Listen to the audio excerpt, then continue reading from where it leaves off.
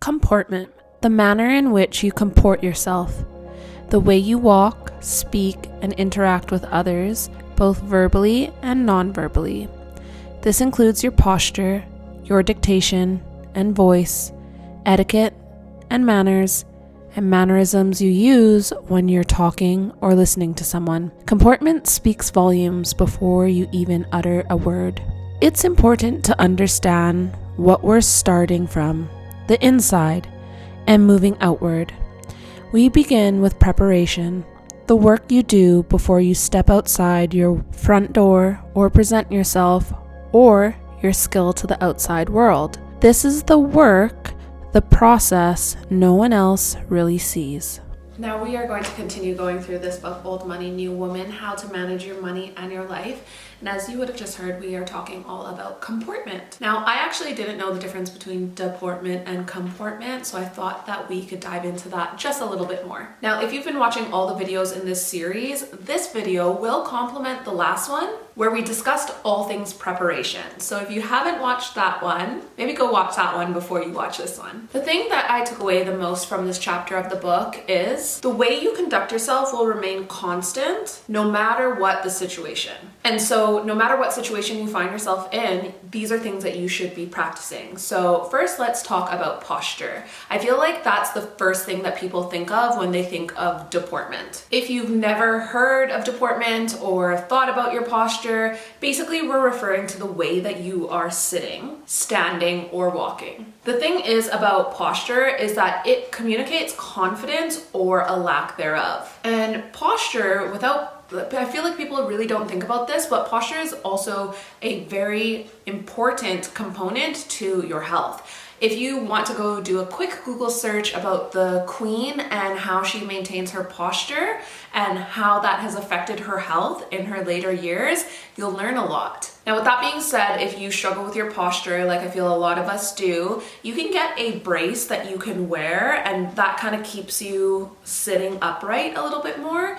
But most importantly, working on exercises that are going to help strengthen your core. So a lot of popular exercises that will focus in on this is Pilates, yoga, bar. And in order to develop and maintain proper deportment, discipline is going to be required. And with saying that, you're going to need to be vigilant in the way that you walk, the way that you stand, the way that you sit down, and essentially you will need to be consistent with exercise. Now, the next part of comportment is behaviors and manners. Let's address behavior and mannerisms.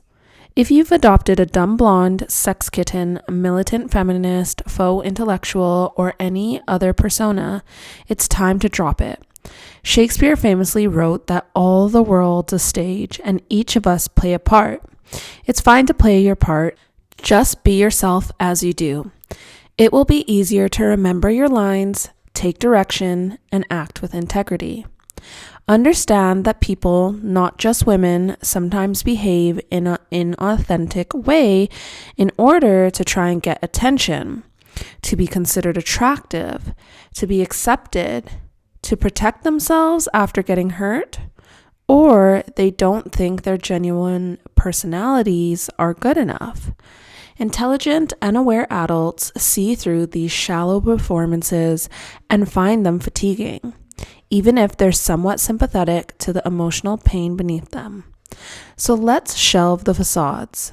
Be confident enough in your genuine, getting better everyday self to be who you are without pretense or affectation. Now, if you find yourself watching YouTube, I feel like you would have come across many videos in this level up community space that's talking about old money or femininity. And I think the thing is that we live in a world where it's easy to be overtly masculine, and especially I'm just speaking as a woman right now, it's very easy for that to happen. And I think that we've seen a trend of femininity rise up again. We're seeing a trend with old money being talked about again. But at the end of the day, you're going to have to resist the temptation to fall into the trend of these things and really sit back and ask yourself, like, what means something to you? What matters to you? Who are you? I think there's ways that we can practice the values that are in these books, but still remain to be ourselves, and we don't feel like we are almost like acting like a persona. We still want to be ourselves. And I think when you actually take that on board, you understand that when you come to YouTube and you watch videos,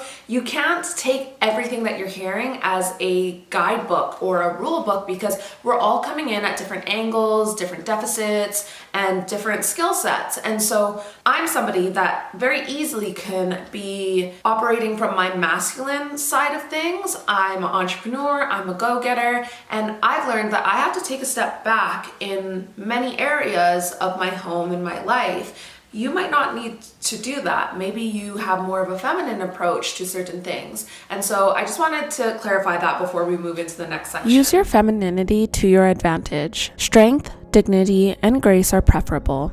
Avoid vulgarity. Don't be obnoxious or abusive. Women don't have to grow a pair in order to compete with men in business. Your awareness of who you are and the value you have intrinsically as a person, and with the skills you've developed as a professional, are your greatest assets. As a woman, you can open more doors with a smile than a threat. Bring your lived experience as a nurturer and a giver of life to work.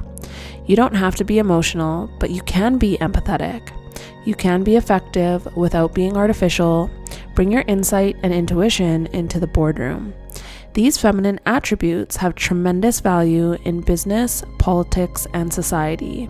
Bring your insights, bring your instincts, know your stuff, stand your ground. I think the biggest thing that I have taken away from this book and just through my life experience is so much of femininity is not necessarily what one does, but what they don't do. Almost like what you say no to. And equally, I've noticed that a lot of femininity is non-verbal things. It might be the way that you walk. It might be the way that you place your hand on something. It might be the way that you carry yourself. So if we are looking to carry ourselves the way that an old money woman would, I think an old money woman understands the harmony that needs to happen between her feminine energy and her masculine energy. At least that's some of the biggest takeaways that I've taken from this chapter of the book.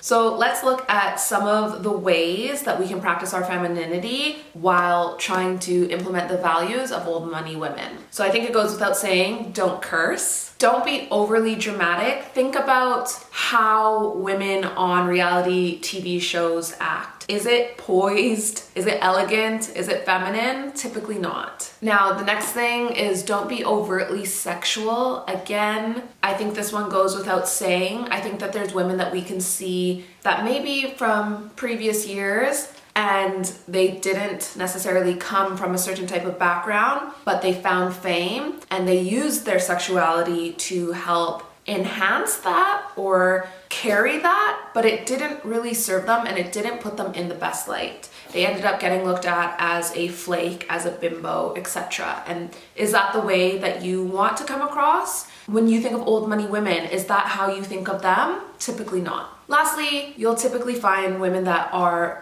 practicing and living from their feminine energy and their feminine place. They're not nasty, they're not sarcastic, they're not vindictive or ruthless. And I think that when you see people operating from that space, you know that there's certain bitterness that is going on in there. The thing is, you can be courteous, you can be kind, and you can be grounded in your beliefs and opinions through body language and speech. And at the end of the day, this will convey what you will tolerate and what you won't. Maybe make that your challenge this week. Try to convey a message without using masculine behavior or harsh behavior, and see if the message gets across. See if the message is conveyed. How have you noticed old money women practice comportment and deportment?